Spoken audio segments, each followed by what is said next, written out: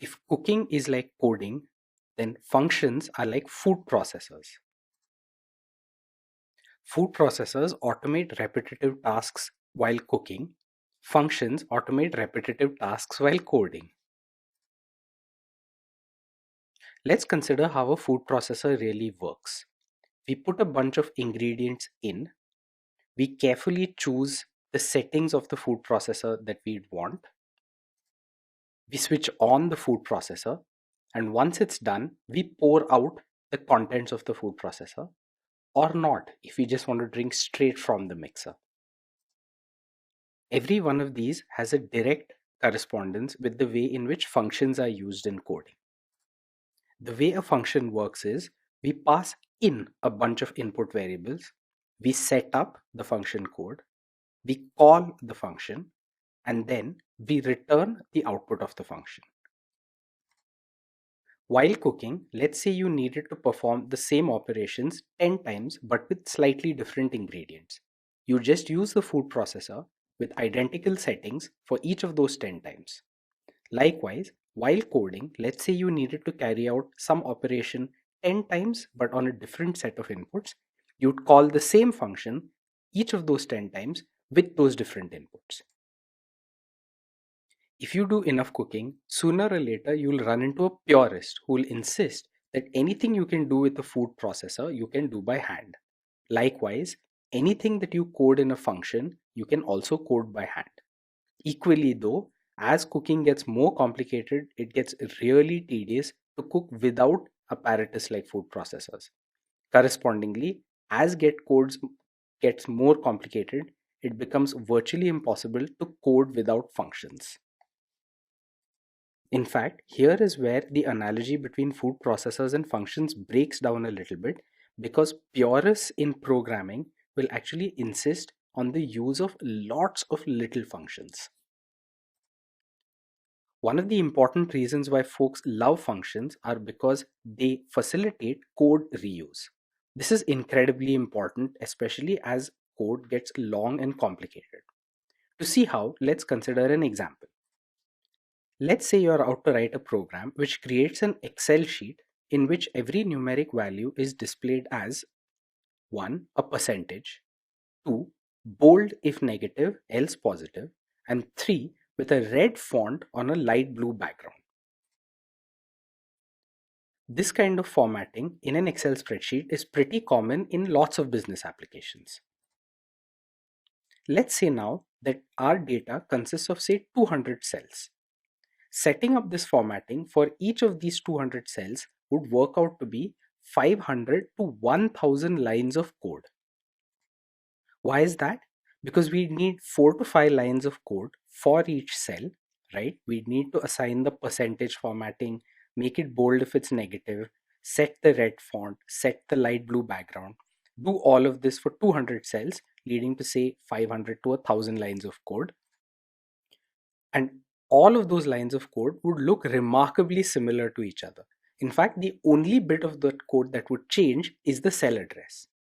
If we were smart about this and made use of functions and for loops, this would literally be 5 to 10 lines of code. That's an amazing saving in the number of lines of code. Shorter code, less bloated code is easier to maintain and easier to understand. This is an important reason why functions are specified as a part of good programming practice by purists. That brings us to the second reason why folks love functions, which is that they make bug fixing really easy. To see how, let's go back to our previous example. Let's say that we had mistakenly set the background color to be the same as the foreground color, i.e. red. That means effectively that the spreadsheet is just like a big block of red with no numbers discernible. Had we implemented our code in the brain dead way with 500 or 1000 lines of code just one after another, the way to fix this would have been to run a search and replace macro 200 times. Definitely not the easiest or cleanest way to fix a bug. On the other hand, let's say we had encapsulated the logic in a function and the bug was in that function. All we need to do is correct the function and fix the bug in one place. There's yet another reason why functions are amazing, and that's because they make code very much more readable. Let's say that we wrote our Excel code without using functions, and then someone comes along, takes over our code, and needs to read it, understand it, and extend it. That poor soul would find 500 to 1000 lines of code, all of which look very similar to each other and do exactly the same thing, albeit on different cell addresses, and no idea how that fits into the overall logical picture. No logical naming and a lot of clutter. Without functions, code readability would be really poor. On the other hand, with functions, the person taking over the code would find a nice descriptively named function and get a clear understanding of where that fits into the big picture. Code readability is really important in real world situations. This is something that's often easy to ignore when you're learning. For various organizational reasons, folks who write code are often not the same as the folks who run that code, test that code, maintain that code, or rewrite that code. People leave, organizations change, testers change, use cases change. For all of these sets of situations, readability of code is a blessing. Having code which does not get read well or which is arcane can significantly hamper the productivity of an organization. There is a single word, shorthand, that's used to sum up all of these advantages, and that's abstraction. Abstraction is a common computer science term that's used to sum up exactly the advantages that we spoke about just now. Functions abstract a computer programmer from the mechanics of an operation. They allow a programmer to say, take these inputs, do this stuff to them, and give me back the output. I don't really care how you do this as long as you do it. An abstraction brings us to the concept of a function's signature. The signature of a function is in effect the contract that the function makes with the outside world.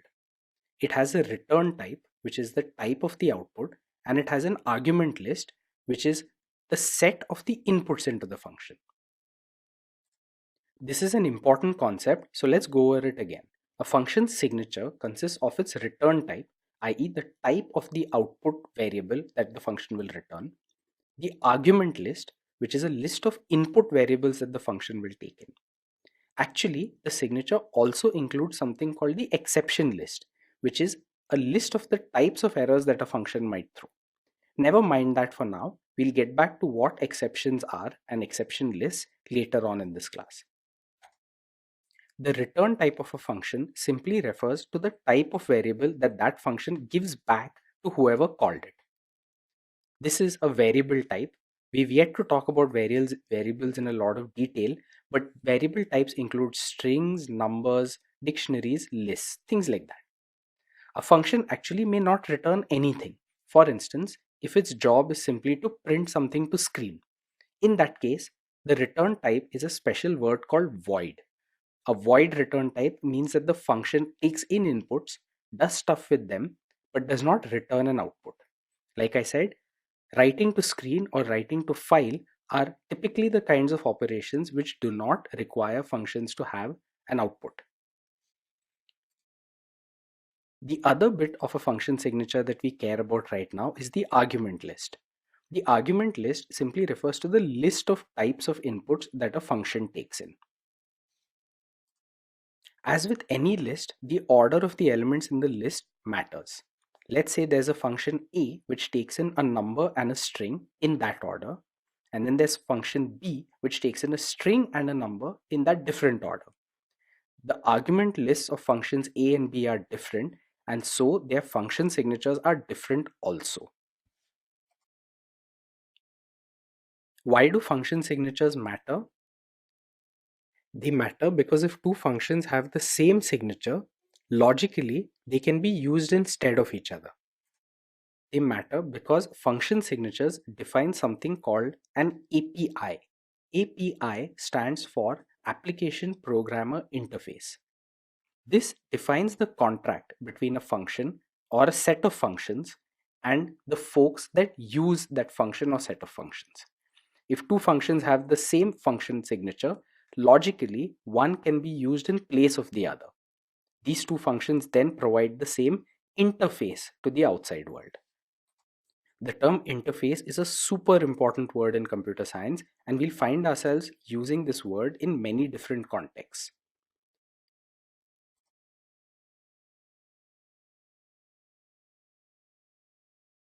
Likewise, API is a very important word too, because it defines the contract between people who write different groups of code. API and interface are key concepts in computer science. We'll keep coming back to these in the classes ahead.